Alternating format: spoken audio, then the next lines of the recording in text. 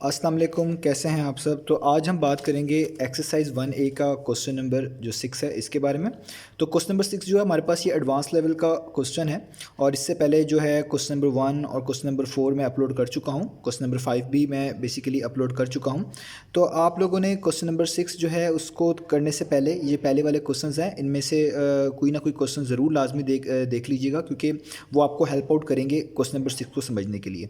तो question number 6 को समझने के लिए एटलीस्ट क्वेश्चन नंबर 4 आप लाजमी देख लें, क्योंकि जो मेथड हमने इसमें यूज़ किया है वही मेथड हम क्वेश्चन नंबर 6 में भी यूज़ करने जा रहे हैं इसको सॉल्व करने के लिए। ठीक है, तो आइए स्टार्ट करते हैं। सबसे पहले हम स्टेटमेंट रीड कर लेते हैं। तो क्वेश्चन नंबर 6 की स्टेटमेंट हमारे पास लिखी हुई है, given the equation y square minus a y minus 6 equal to 0।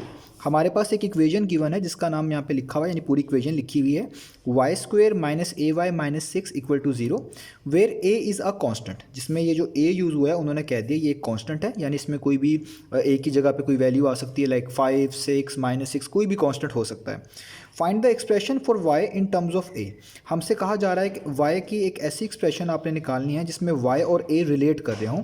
Y in terms of ए लिखने का मतलब ये भी होता है कि एक ऐसी इक्वेशन जिसमें एक तरफ आपको वाई नज़र आएगा और इक्वेशन की दूसरी साइड पे आपको ए नज़र आना चाहिए, यानी ऐसी इक्वेशन जो वाई और ए को रिलेट कर रही हो, आप इसको ऐसे भी कह सकते हैं।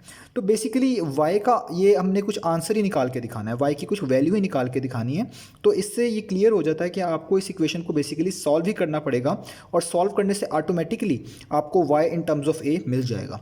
तो आइए स्टार्ट करते हैं, इस इक्वेशन को लिखते हैं और देखते हैं कैसे वो एक्सप्रेशन निकालेंगे हम जिसमें आएगा y in terms of a। तो मैं यहाँ पे लिख देता हूँ, ये क्वेश्चन नंबर बेसिकली है हमारे पास 6। ठीक है, तो वो इक्वेशन लिख लेता हूँ। हमारे पास इक्वेशन है y square minus a y minus 6 equals 0। तो a जो है वो एक कांस्टेंट है, उन्होंने उसके बारे में बता दिया है। तो अब हम यहाँ पे इस इक्वेशन को बेसिकली सॉल्व ही करेंगे। ये क्वाड्रेटिक इक्वेशन है, इसमें डिग्री 2 है, आपके पास हाईएस्ट जो वेरिएबल है उसकी हाईएस्ट पावर 2 आपको नज़र आ रही है। तो यहाँ पे हम जो मेथड यूज़ करेंगे वो बेसिकली यूज़ करेंगे कंप्लीटिंग स्क्वायर मेथड। ये वही मेथड है जो हमने क्वेश्चन नंबर 4 में किया है, आप वो देख सकते हैं, आपको और अच्छे से आइडिया हो जाएगा कंप्लीटिंग स्क्वायर मेथड किस तरह करते हैं। तो आइए स्टार्ट करते हैं। तो सबसे पहला काम जो होता है कंप्लीटिंग स्क्वायर मेथड में वो ये होता है कि आपके पास जो भी इक्वेशन या जो भी एक्सप्रेशन लिखी हुई है उसमें जो वेरिएबल है वाई स्क्वायर वाला, यानी जिसकी पार्ट 2 आपको नज़र आ रही होगी, उसका कोफिशिएंट 1 होना चाहिए। अगर यहाँ पे x के अंदर होती है इक्वेशन तो आप x स्क्वायर का कोफिशिएंट देखते हैं, क्योंकि y के अंदर इक्वेशन है तो यहाँ पे y स्क्वायर का कोफिशिएंट देखेंगे। तो y स्क्वायर के साथ यहाँ पे 1 होना चाहिए। कंप्लीटिंग स्क्वायर मेथड में डिमांड होती है कि जो भी स्क्वायर आपके पास y स्क्वायर या x स्क्वायर है उसका कोफिशिएंट यहाँ पे 1 आना चाहिए। तो आप देख सकते हैं y स्क्वायर के साथ कुछ भी नहीं लिखा हुआ, यानी इसका कोफिशिएंट 1 ही है। तो अगर कोफिशिएंट 1 ना होता तो आपको जो कोफिशिएंट यहाँ पे लिखा होता उसी से सारी इक्वेशन को डिवाइड करवाना पड़ता उसको 1 बनाने के लिए। क्योंकि यहाँ पे पहले से ही कोफिशिएंट 1 है तो यानी आपको स्टेप नंबर 1 करने की जरूरत नहीं है, हम स्टेप नंबर 2 में जाएंगे। तो स्टेप नंबर 2 ये होता है कि जो आपके पास कांस्टेंट आ रहा है उसको आप इक्वेशन की दूसरी साइड पे ले जाएं। तो कांस्टेंट है यहाँ पे -6, हम इसको दूसरी साइड पे मूव कर लेंगे। याद रहे ए भी कांस्टेंट है लेकिन इसके साथ यहाँ पे वेरिएबल मौजूद है, हम जस्ट उस कांस्टेंट की बात करें जो मुकम्मल कांस्टेंट है यानी 6। ठीक है, तो ए तो भी वाई के साथ मौजूद है, वाई एक वेरिएबल है, हम जस्ट सिंपल कांस्टेंट की बात करते हैं कि उसको हमने एक साइड पे लेके जाना होता है। तो हम लिख लेंगे यहाँ पे Y square minus a Y, और ये -6 जब इक्वेशन की दूसरी साइड पे मूव करेंगे तो 0 + 6 हो जाएगा, और 0 + 6 बेसिकली 6 ही होता है। ठीक है, आप दोनों साइड्स पे +6 भी करवा लें तो भी इसका मीनिंग यही होता है। अब अगला स्टेप ये होता था कि जो भी आपके पास यहाँ पे कोफिशिएंट आ रहा होता था, जैसे अगर x की आपके पास इक्वेशन होती जिसमें x वेरिएबल होता तो x का कोफिशिएंट देखते, क्योंकि ये इक्वेशन y में लिखी हुई है, इन टर्म्स ऑफ y लिखी हुई है, इसमें y वेरिएबल यूज़ हो रहा है, तो आप सिंपल y का कोफिशिएंट देखेंगे। तो y का कोफिशिएंट क्या है यहाँ पे a। तो कंप्लीटिंग स्क्वायर में जो भी कोफिशिएंट यहाँ पे मौजूद होता है उसका हाफ करते हैं और उसकी पार्ट 2 ले लेते हैं। तो y का कोफिशिएंट यहाँ पे a है तो हम a का हाफ करेंगे, यानी उसको 2 पे डिवाइड करेंगे हमेशा, और उस पे ले लेंगे होल स्क्वायर। जो वैल्यू यहाँ से मिलती है वो आपको दोनों साइड्स पे ऐड करवानी पड़ती है कंप्लीटिंग स्क्वायर में, तो हम भी यहाँ पे यही करेंगे। हम Y square minus a Y, इसमें ये वाली वैल्यू यानी a/2 का होल स्क्वायर ऐड भी करवा देंगे, और यही चीज़ हम यहाँ पे भी ऐड करवा देंगे a/2 और इसका स्क्वायर। तो अगर आपके पास x स्क्वायर के अंदर होती इक्वेशन, यानी x वेरिएबल के अंदर होती, तो आप x का कोफिशिएंट देखते हैं, क्योंकि इक्वेशन y में है तो आप y का कोफिशिएंट सिंपल देखेंगे और हमेशा उसको 2 से डिवाइड ही करेंगे, और जो पार आएगी उसको जो भी यहाँ पे आएगी वैल्यू उसकी पार्ट 2 ही लेंगे और उसको दोनों साइड्स पे ऐड करवा देंगे। उसके बाद आप लोग जानते हैं क्वेश्चन नंबर 4 के ज़रिए कि यहाँ पे हमेशा एक फार्मूला कंप्लीट हो रहा होता है। ठीक है, जिसको हम इसी वजह से कंप्लीटिंग स्क्वायर बोल रहे होते हैं। आप देख भी सकते हैं ये लिखा हुआ है a² plus b square minus 2ab। ये बेसिकली पूरा फार्मूला कंप्लीट हो रहा है। इसको मैं यहाँ पे करके भी दिखा देता हूँ, अगर आपको ये फार्मूला याद हो या आइडेंटिटी याद हो।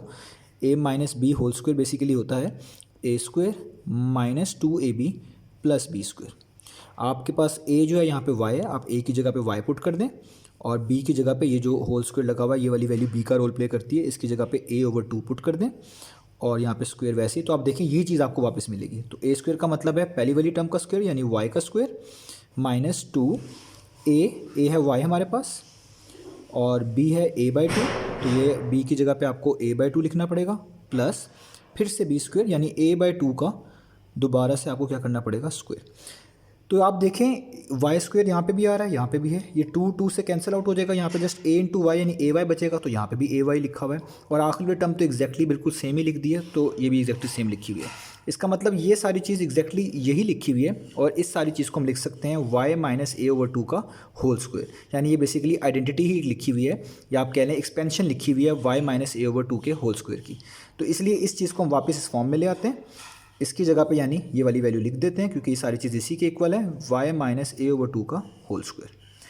यहाँ पे 6 वैसे ही रहेगा, ये काम आपको करने की ज़रूरत नहीं, जस्ट मैंने समझाया आपको कि ये चीज़ बेसिकली इस चीज़ की इक्वल है, इसलिए इस चीज़ की जगह पे ये चीज़ लिखी जा सकती है। प्लस का साइन a पे भी पार्ट 2 है तो आपको a स्क्वायर करना पड़ेगा, 2 के ऊपर भी पार्ट 2 है तो 2 की पार्ट 2 यानी 4 होता है। ठीक है, यहाँ 6 के नीचे खुद से मैंने 1 लिख लिया, इसको यहीं पे सॉल्व कर लेता हूँ। तो 1 और 4 का एलसीएम बेसिकली होगा 4 और 1 4 टाइम्स 4 होता है और 4 6 टाइम्स 24 होता है, तो यहाँ पे 24 लिखना पड़ेगा। 4 1 टाइम्स 4 होता है और 1 a square times a square ही होता है।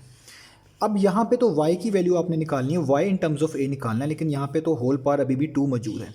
तो आप लोग जानते हैं पार्ट 2 को कैंसिल करने के लिए आपको स्क्वायर रूट अप्लाई करना पड़ेगा, तो आप लिखेंगे applying square root on both sides. तो मैंने यहाँ पे अप्लाई कर दिया है, ये इससे कैंसिल आउट हो जाएगा, यहाँ पे बचेगा y माइनस a/2, ठीक है, और यहाँ पे बचेगा 24 प्लस a स्क्वायर। इसका तो स्क्वायर रूट अभी सॉल्व नहीं कर सकते इसलिए इस पर लगा रहा हूँ, लेकिन स्क्वायर रूट ऑफ 4 सॉल्व किया जा सकता है। स्क्वायर रूट ऑफ 4 होता है बेसिकली 2, यानी ऊपर वाला स्क्वायर रूट सॉल्व नहीं किया वो वैसे लिख लिए, लेकिन 4 का स्क्वायर रूट हमें पता है ये परफेक्ट स्क्वायर है, 2 टाइम्स 4 होता है, तो स्क्वायर रूट ऑफ 4 का जवाब नीचे लिख लिया है 2। और क्योंकि स्क्वायर रूट सॉल्व किया है तो स्क्वायर रूट के 2 पॉसिबल आंसर होते हैं, एक पॉजिटिव में और एक नेगेटिव में। वो हम एक बार यहाँ पे लिख लेते हैं कि स्क्वायर रूट जो भी आप इस पूरे को सॉल्व करेंगे इसके 2 ही पॉसिबल आंसर आ सकेंगे, एक पॉजिटिव में और एक नेगेटिव में। अब हमने क्योंकि y की वैल्यू निकालनी है तो इस माइनस a/2 को इक्वेशन के दूसरी तरफ मूव करता हूँ, क्योंकि मुझे y चाहिए एक तरफ और दूसरी तरफ चाहिए a, क्योंकि y in terms of a निकालना है। तो y को मैं यहीं रहने देता हूँ, ये माइनस a/2 को इक्वेशन की उस तरफ मूव कर लूँ तो ये बेसिकली हो जाएगा प्लस a/2 और ये वाली चीज़ वैसी ही रहेगी जो अभी यहाँ पे लिखी हुई है, यानी plus minus square root of 24 plus a square divided by 2। ठीक है, आप इस a/2 को यहाँ पे लिख लेते, इसको पहले लिख लेते, इससे भी कोई फ़र्क नहीं पड़ता था। मैंने जैसे इस माइनस को यहाँ पे मूव किया है, यहाँ के प्लस हो गया। ठीक है, अब आप इसको थोड़ा सा और बेहतर बना लें, इन दोनों के नीचे डिनोमिनेटर सेम है तो नीचे तो आपको लिख सकते हैं एक ही जैसा नंबर यानी 2, तो ऊपर चीज़ आ जाएगी a प्लस माइनस वैसे ही, स्क्वायर रूट वैसे ही, और उसमें 24 प्लस a स्क्वायर वैसे का वैसे ही। तो यही हमारे पास बेसिकली यहाँ पे आ चुका है कि y in terms of a आपको एक एक्सप्रेशन मिल गई जिसमें y और a रिलेट कर रहा है। आप देख सकते हैं इक्वेशन की एक साइड पे y है और इक्वेशन की एक साइड पे a है, ठीक है, विद सम कांस्टेंट्स। तो इसका मतलब है आपको एक एक्सप्रेशन मिल चुकी है जिसमें y in terms of a लिखा हुआ है, यही हमने फाइंड आउट करके दिखानी थी। तो यहाँ पे क्वेश्चन खत्म हुआ हमारे पास, हमने जो चीज़ रिक्वायर्ड थी वो हम हासिल कर चुके हैं और वो है ये वाली वैल्यू यानी y in terms of a। ठीक है, तो ये क्वेश्चन नंबर 6 का सोल्यूशन है।